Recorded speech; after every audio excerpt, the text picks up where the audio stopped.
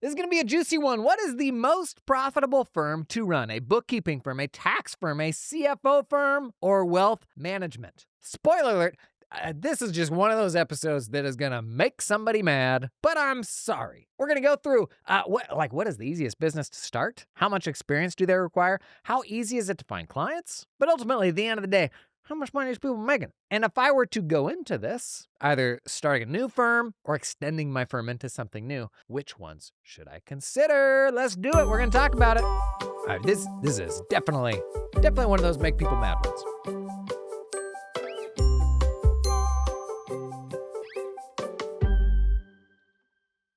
Okay, it is a cage match. 4 types of firms go in, only one will come out. Tax, bookkeeping, wealth management, and CFO stuff. Let's look at them through 4 different lenses and sort of grade them for each first lens. How hard is it to get good enough to be able to hold yourself out there as a firm that does this thing well, right? So how much work does it take to be like serviceable? And this, I mean, people are already mad. Well, I have 180 years experience doing this. That's fine. I'm just talking about what can get you over the threshold of like being able to put out your shingle and say, I do this. I would say the easiest of the 4, probably going to be bookkeeping. Now, with all 4 of these things, there's a vast spectrum of how quote unquote good somebody is at this, but also your technical capability, which I think is what most people think about when we say good, but it has got absolutely nothing to do with your ability to run a successful business doing this stuff, which sucks because if you're an accountant like me, you're a purist. Shouldn't it be that the universe rewards the most technically capable among us? Ever do I wish it were so. Okay,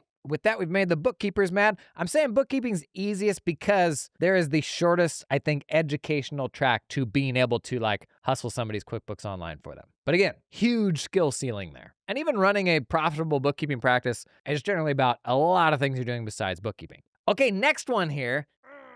I don't know. I would probably say wealth management. If you think about the most direct path to getting your certifications and all the stuff that you need to be able to do this, I would probably put that next. Third hardest, I would probably say CFO work, particularly if you have deep, like specific industry experience. You can be really valuable to other folks in that industry, like pretty quick. And fourth, I'm probably going to say tax. It is very hard to tippy-toe into tax. And this totally comes down to the threshold of what is good enough and how much capability is enough capability. But I can tell you as someone who came up in tax, it was probably 7 years until I was like confident. Speaking with clients and like being able to navigate, 95% of scenarios. I think that's the norm. Takes a long time to get there. Lots of people doing tax work with much less experience than that. The reality is, it is very easy to dunk on people that have less experience than you. But what are they going to do? Like you have to get that experience to get there. For most of these things, the place to start is not with your own business. Fastest way to learn is on somebody else's dime. And not all employment experiences are made equal. There are going to be some that'll move you fast and some that'll move you ahead slow. But learning any of these things yourself from scratch in a vacuum, very, very difficult to do. Let's go to the next one. Now that I think everybody's mad. Second, how easy is it to find clients for each of these different types of firms? Easiest, I'm going to flip this. I'm going to say easiest is tax because everybody's got to file a tax return, right?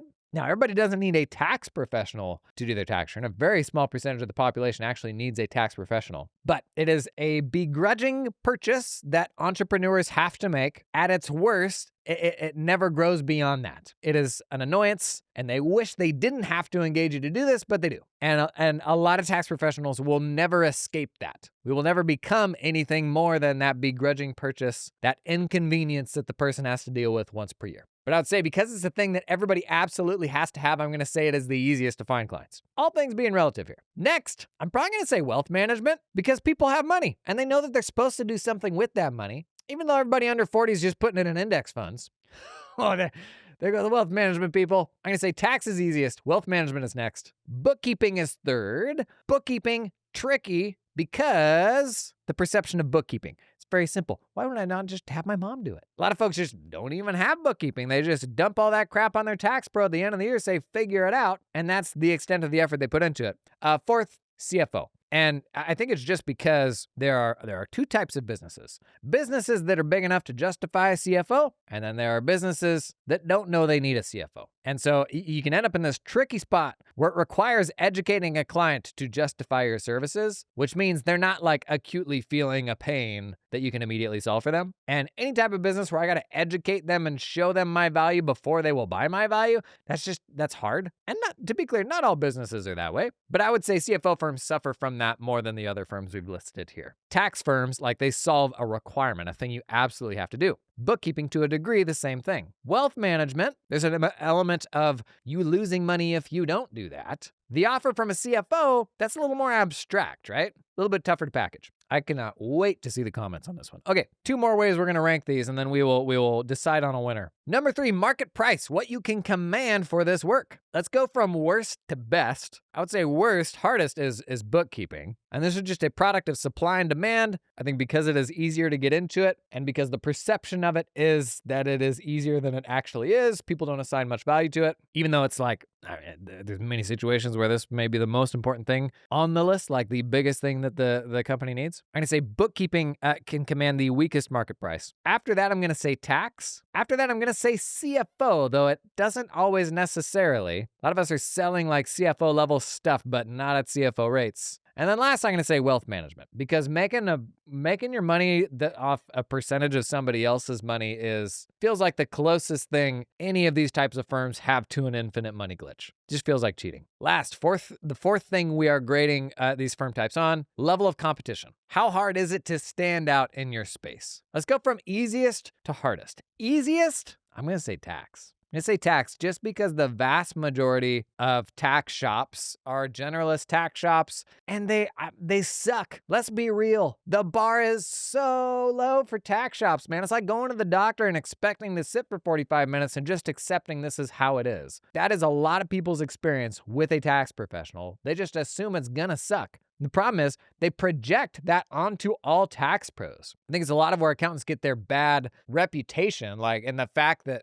man, you could just be sitting there watching a show and someone will be like, well, yeah, well, that'll be the first thing to wipe out, attorneys and accountants. Or there's just some like slovenly, unimpressive person in this fictional world that somebody has written, and come to find out they are an accountant. And you're like, man, I'm just trying to unwind. Why am I catching strays here? But the bar for tax firms, like it is just so low. I would say simply putting yourself out there as tax firm for X, phlebotomist, taxidermist, whatever that looks like. In many spaces, the bar is not any higher than that. Next easiest. Oh, this is a hard one. I guess not easiest, but the next like stiffer level of competition, I'd probably say CFO work, because I still see a lot of the same issues in CFO firms where most of them are generalist firms, and simply standing out as the CFO for a specific type of person gets you ahead of like 99% of the market. Next, I'm going to say bookkeepers, and then hardest, stiffest competition, I'm going to say wealth management folks, because it is, at least from the outside, it seems harder to differentiate yourself. And again, I'm an outsider here, so I've got a skewed perspective. But I know how to like position and differentiate a traditional accounting firm, a tax firm, a bookkeeping practice, CFO practice. How you do that in a wealth management practice, when dollars are dollars. Obviously, there's 100 different ways you can approach that work, but I don't know how to stand it up in a unique, compelling way for a specific type of person. So I'm going to say that's the hardest from a competitive standpoint. Hey, something super interesting that I recently learned while I was in Australia. You know how when you flush the toilet, it goes the opposite way? The same thing applies to accounting. Actually, our debits in Australia are their credits. Like, it goes the other way. And this kind of blew my mind when I started talking with people, because I don't know, I assumed it was the same everywhere.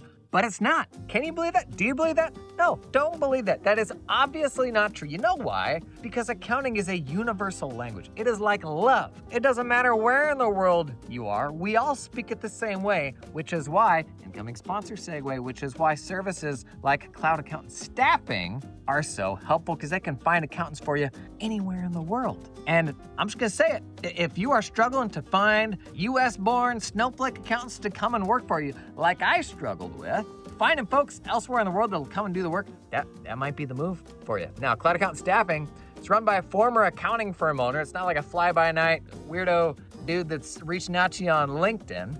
They can help you find accountants in the Philippines, in Latin America, in South Africa. But you could do all three and run a 24/7 accounting firm. Oh my gosh. Actually didn't think about that. You got people like working 24 hours a day. That'd be kind of fun. It's some logistical challenges to that. Anyways, Cloud Accountant Staffing also has a platform where you can hop in and self-service and see applicants and schedule interviews with them directly. Pretty cool stuff. Very legit group. I actually know a large number of firms that are very happy users. You'll see this squad out at all the accounting conferences this year. If this is something that you're exploring, definitely worth chatting with Cloud Accountant Staffing. If you haven't done it before, you're gonna have a bunch of ignorant questions like I did. Like, that's just how it is. That's also the value of a group like this, is they can hold your hand through that. Everything from like, how does security work? What are the disclosures I need to put in front of my clients? How do I do IT with an international team? Like, all very important blockers to work through. But if you want some help, chat with the folks at Cloud Accountant Staffing. Link down in the show notes. Really exciting new tech announcement from one of this episode's sponsors, Canopy, the practice management system. They've announced Smart Intake, and it's a collection of features that vastly improve the tax intake system. We talk a lot about the new crop of like tax workflow tools, right? They're doing that really well. But then practice management systems, historically, they haven't done that part well. And knowing having to run two different tools for that, this is Canopy's response. Some new things Canopy's doing. They will create predictive lists of the goodies you need this year using AI based on past work. They'll build out the checklist and the questionnaire based on pro forma information. This one is sick. They will pre-fill those questionnaires based on everything they can see about the client in the file system. That one's pretty cool. When the client uploads goodies, it'll like match those goodies against the request items. And this is kind of related. It'll rename those documents for you automatically when they come in. Actually, at the organization level in Canopy, you can create file naming conventions for different types of files, and anytime it identifies a file of that type, it'll auto-rename it according to the convention. Pretty cool.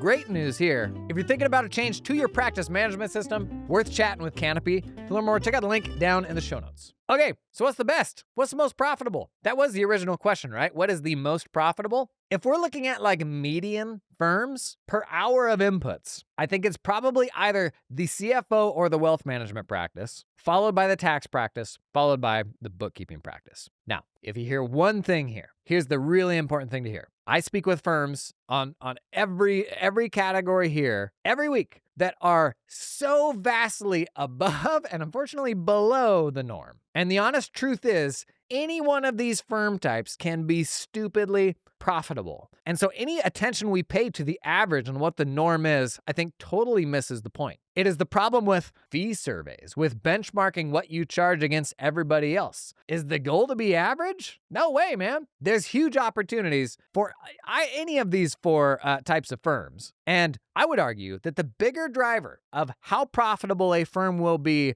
than the type of firm it is who they serve. This is so important. You want to run a profitable tax practice, CFO practice, wealth management, bookkeeping firm. Serve a type of person that is a profitable person to serve. What does that look like? Well, for one, they got money to pay. As the unfortunate truth is that rich people problems pay better than poor people problems. That doesn't mean that the right answer is to then just serve rich people, but you clicked on this podcast and it said profitability, okay? So you opted into this. Don't point the fingers at me. So that's requirement number one is how much money do they have to pay for help? Do they even have cash for that? But the second qualifier is they have problems that are high ROI problems. That is, one problem may just be a nuisance with like no financial strings attached. And that's the trouble with solving headaches, things that keep you up at night. Do those things suck? Yes. But is there a clear financial outcome to solving them? Not really. At least not when the marketing's packaged that way. Now, another person that will very clearly make more money when they pay you money to do a thing, that's the bigger opportunity. That is me telling you to give me $10 so that I can give you $20 back. And some entrepreneurs have problems that can be framed that way, and others do not. It is why some are great entrepreneurs to go after, and others are not. The ones that aren't, it's very hard to escape the notion that you're selling peace of mind, which is better than nothing. And that is real. And it does have a value, but it's pretty squishy. As opposed to, we know how to get your beekeeping business from $500,000 a year top line to $1 million a year top line. And you're running 40% margins right now, so that's going to put some pretty good money in your pocket. My CFO practice for beekeepers, we will walk you through this framework and look at the last 50 people that we did this with. with. 30% of them got this result. Here's how much the deposit is to get started. If you find somebody that has the money to pay for that and you can find the problem that unlocks something of value for them, that is the most profitable firm that you can run. I will hear from people who start an accounting firm and they'll say, man, I haven't gotten a lead in 2 years. I will hear from others who are like, we're on year 2 and we just crossed $3 million. Those two things are both true. Those things both happened in the universe that you and I live in. What's the difference? One wasn't selling bookkeeping and the other selling tax. One is serving a type of client that can be very profitable and has found a problem that they will pay top dollar for. Now, even if in your heart you're like, man, I want to help the little guy. Like, what about the non-rich people that need help? Here was my approach in my firm and how I think about this. It is more of a barbell approach. I'm going to serve the folks at the top of the market that will like pay to solve very painful problems. That is the profit maximization side of my business. I will then use that profit to help the people that super need help. Where a business can get stuck and mired is in exclusively serving the middle. You end up with these like low bono clients that can kind of sort of pay you, but also in the grand scheme of things, they're doing just fine. We're not the only people that could have helped them. But because we identify more like these people, we're like, I want to serve these folks. But then oftentimes we're so busy and overworked, we're not doing anything to help people that have like no money to pay. So you got to like find the version of this that you feel good about. My version of it was a barbell approach. We went after super profitable work. We let legacy clients go when they were no longer a fit for us and would have been a better fit for a different firm. But then we could take that and actually like give back. Not for the people who can afford, a $600 tax return, but not an $800 tax return, but for the people who had nothing to pay. Those are the people that I wanted to help. And I think I used to have like a more of a evil framing of this. Like if I was really just serving the top of the market, like, does that make me one of them? Does that make me a bad guy? I think the devil's in the details because I also lived in a firm that was serving, 80% low bono clients. Bunch of people we're doing favors for, and man alive, did we run a whole lot of people into the ground as a result. That wasn't a great feeling either. Now, it is work to find those people and to find those problems, but we need to be like archaeologists trying to find those problems, and when we find them, double down on them. And some of the signals to finding a new problem is when a client says yes to like a YOLO price, where they're like, holy smokes, they just said yes to this? Why did they say yes to this? That's very important to understand. You may have just found a new problem you didn't even know you were serving. Similar, your A clients. I had a few of these where it's like, why do these people like us so much? And I learned more of their story, and it was like, well, we've been trying to hire somebody to do what you're doing for us for the last 3 decades. We've gone through probably 11 people. And had I found you earlier, my entire life would have been different. And so then I'm like, okay, I actually need to then go find dentists who are trying to train their office managers to do QuickBooks. That is where that person was living for decades. And I'm like, okay, we're not going to be the world's biggest dental office manager QuickBooks training company. Because if that person has that problem, 100 more have the exact same problem, right? And so regardless of the type of firm that you run, this is what we're in search for. In search of. The folks who have the money to pay, who have problems that are high ROI problems, and the rarer the pain, the better. Oftentimes, if we're like, okay, I'm just going to niche into doing taxidermy now. We say, I do taxes for taxidermists, or I do bookkeeping for taxidermists. And that's better than nothing. That's better than being a generalist. But what's the alternative that actually speaks specifically to a pain that only taxidermists have? Because every other accounting firm that doesn't say we just do taxidermists, you know what they'll say? Oh yeah, we do taxidermists. We also do fishing boat captains and farmers and all that. It's all the same. It's all accounting. It's all tax. But if you are deep into that space, you know that's probably not the case. You know there are pains specific to them that you can speak to better than other firms. And it's why in our marketing, we shouldn't fall back to tax for taxidermists. We should lead with the rare pains that we can solve for them, because that's something we can solve that the alternatives cannot. And our ability to command premium prices and stand out in our marketing and all of that, it is a product of how many substitutes the buyer perceives there to be. And as long as they think we're doing something that any other accountant can do, substitutes abound. We're going to be taking prices rather than setting our own prices. And we won't be able to attract anyone to our firm because we still look like everybody else. Oftentimes, I get a lot of questions like, we do this right now, should we also do that as a way to grow our firm? Or, this is a big one, clients love us and they now want us to go and do this other thing. They will always ask for that. They will always ask for more. If you do that next thing they're asking you for right now, there's going to be another thing after that.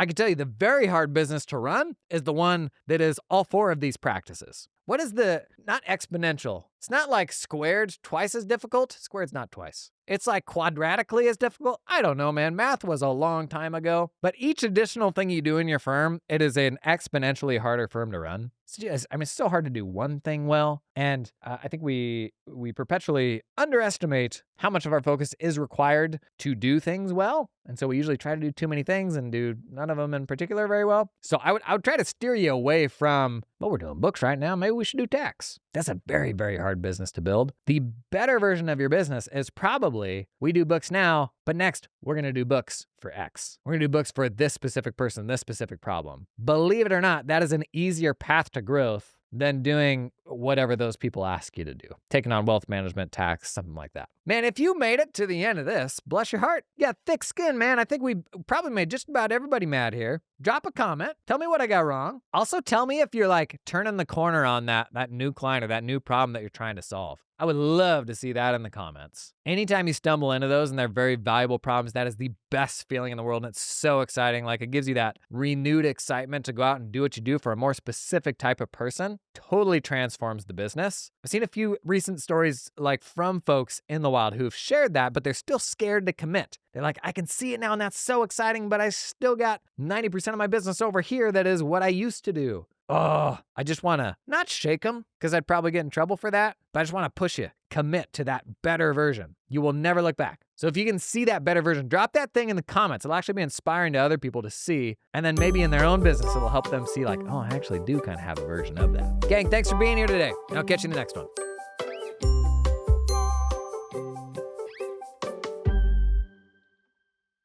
Hey, real quick, for my podcast friends, we just announced 21 live events we're running between now and the end of the year. Starting with dinners in Denver, Chicago, and New York City this week. Get the whole team out if you do tax work, celebrate getting past the deadline, right? From there, we're headed to Intuit Connect in Vegas. After that, events in Toronto, Orlando, Austin, Oklahoma City, Phoenix, Seattle, Portland, San Francisco, LA, Atlanta, Nashville, Chicago, Washington, D.C., Philadelphia. We're back in New York City again, and then Boston. And 13 of these events, they are what we're calling Jason on Firms Live, a half-day workshop experience that rolls into a dinner that I am so excited about. We've built these ones from scratch. These are events where I want you to bring your entire team to get everybody rowing in the same direction headed into 2026. If you're an accounting firm leader that has ever struggled with change management, with having all this enthusiasm but not being able to get the team to commit to your vision, it's the entire reason we built these events. If I've ever inspired you on this podcast, the idea with these events is that we can now inspire your entire team to get everybody working in the same direction, so you're not putting the whole thing on your own back. We'd love to see you out in the wild. Head out to jasononfirms.com/events. You'll find up-to-date information about everything that's coming up, and I'd love to see you there.